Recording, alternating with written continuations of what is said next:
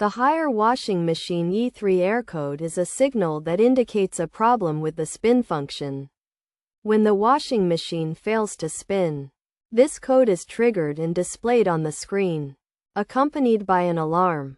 The primary causes of this issue are unevenly distributed laundry in the washing machine or an unleveled washing machine. To resolve this problem, rearranging the laundry evenly is a possible solution, which can be achieved by switching off the washing machine, opening the door, and redistributing the laundry evenly in the drum. After closing the door, press the start or pause button to resume the cycle. Alternatively, ensuring the washing machine is level by checking that all 4 legs are touching the ground evenly can also fix the issue.